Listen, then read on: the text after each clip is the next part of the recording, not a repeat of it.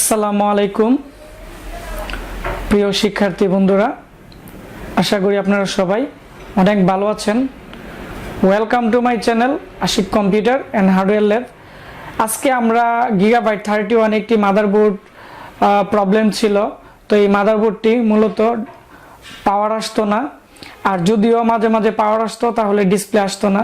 তো এই মাদারবোর্ডটি আমরা কিভাবে রিপেয়ার করছি আজকে আমি আপনাদেরকে দেখাবো।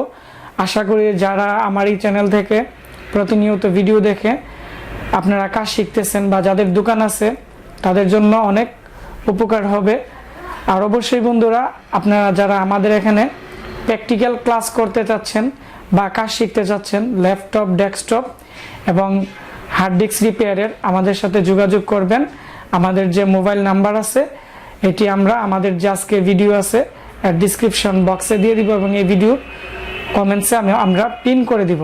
আর যারা আমাদের এই চ্যানেল থেকে আপনারা অনলাইনে কাজ শিখতে চাচ্ছেন অবশ্যই আমাদের এই চ্যানেলটি সাবস্ক্রাইব করে পাশে যে বেল আইকনটি আছে এটি অন করে দিবেন।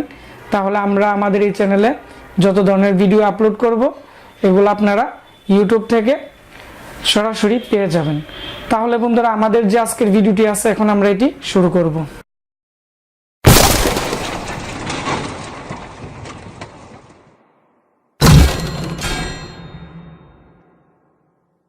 আমরা কোথায় সমস্যা ছিল এখন আমি আপনাদেরকে বলে দিব।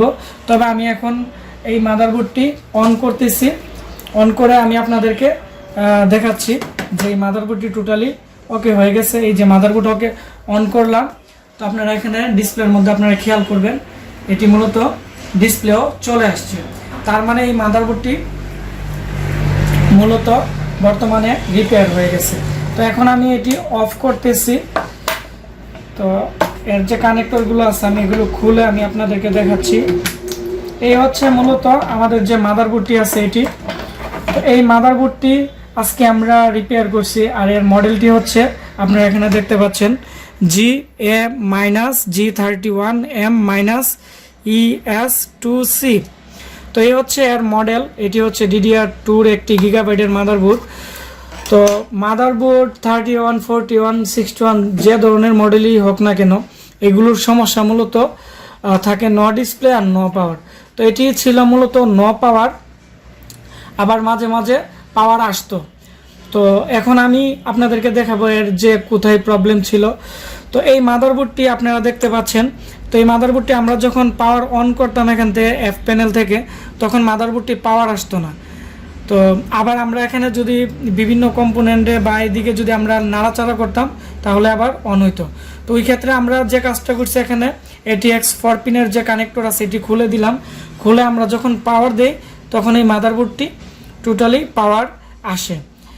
তো তার মানে হচ্ছে এই আপনারা যারা নতুন কাজ করতেছেন এখানে যে 4 পিনের কানেক্টর খুলে যদি পাওয়ার দেন তারপরে যদি পাওয়ার আসে তাহলে বুঝতে পারবেন এখানে যে BRM সেকশন আছে। তো BRM সেকশনে কোনো ধরনের সমস্যা আছে, যার কারণে এই মাদারবোর্ডটি অন হচ্ছে না এটি এই কানেক্টরটি লাগানোর পর। আর অবশ্যই আমাদের একটি ভিডিও আছে BRM সেকশন নিয়ে, এটি আপনারা দেখলে আরও অতি সহজেই বুঝতে পারবেন। তো BRM সেকশনে আমরা দুইটা ক্যাপাসিটার শর্ট পাইছিলাম, আমি আপনাদেরকে দেখাচ্ছি। এই হচ্ছে দুইটা এখানে সলিড ক্যাপাসিটার আছে। তো এই দুইটা সলিড ক্যাপাসিটার মূলত এখানে লাগানো ছিল। এই দুইটা ক্যাপাসিটার প্রবলেম ছিল যার কারণে শর্ট ছিল। আর ক্যাপাসিটারের মধ্যে অবশ্যই একটি প্লাস একটি মাইনাস থাকে। আর ক্যাপাসিটার কাজ হচ্ছে ভোল্টেজ ফিল্টার করা। তো এখানে এর এক পাশে একটি প্লাস এক পাশে একটি মাইনাস আছে।